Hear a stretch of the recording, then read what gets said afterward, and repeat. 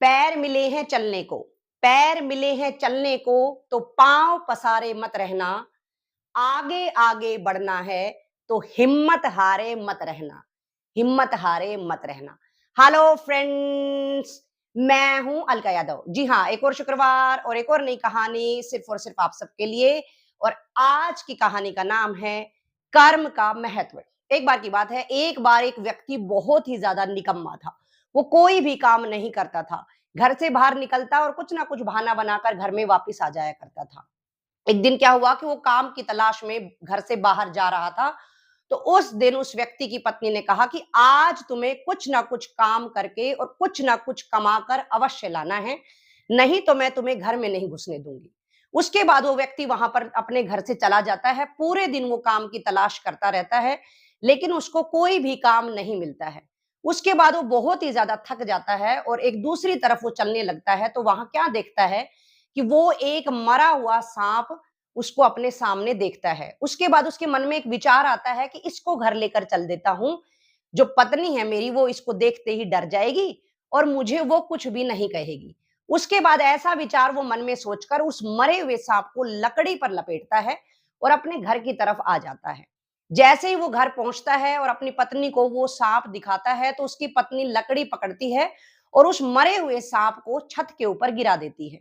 और वो मन ही मन ये विचार करने लगती है कि मेरे पति की आज ये पहली कमाई है, भले ही ये एक मरा हुआ सांप क्यों ना हो। उसको विश्वास था कि जो कर्म का महत्व है वो हमेशा फल देता है। उसको ईश्वर पर भी पूरा भरोसा था कि आज मेरे पति ने एक कर्म किया है और उसका फल उनको अवश्य मिलेगा। ऐसा सोचकर वो सांप को छत पर फेंक देती है और उसके बाद अपने घर में अंदर चली जाती है। उसके बाद वो मन ही मन ईश्वर को याद करती रहती है। थोड़ी देर में ही क्या होता है कि एक बाज उड़कर उनकी छत के ऊपर से ही जा रहा होता है और उस बाज के मुंह में एक बहुत ही बेशकीमती हार होता है। जैसे ही छत के ऊपर से बाज गुजरने लगता है, उसकी नजर उस मरे हुए सांप पर पड़ती है। तुरंत ही बाज सांप को झपेट लेता है और वहीं पर उस हार को गिराकर चला जाता है। उसके बाद वो हार उस व्यक्ति की पत्नी को मिल जाता है और उसके बाद पत्नी हार को उठा लेती है और अपने पति को अपने ईश्वर के ऊपर जो विश्वास था, कर्म का जो महत्व था, उसके बारे में उनको वो समझाती है।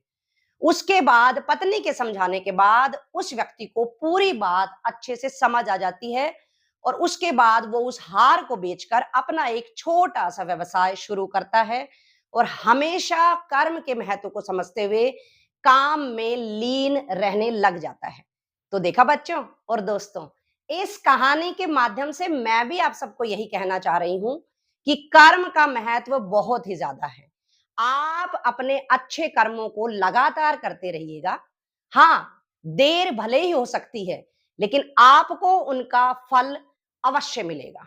आप हमेशा याद रखें कि जो व्यक्ति चलता रहता है, वो हमेशा मंजिल पा जाता है।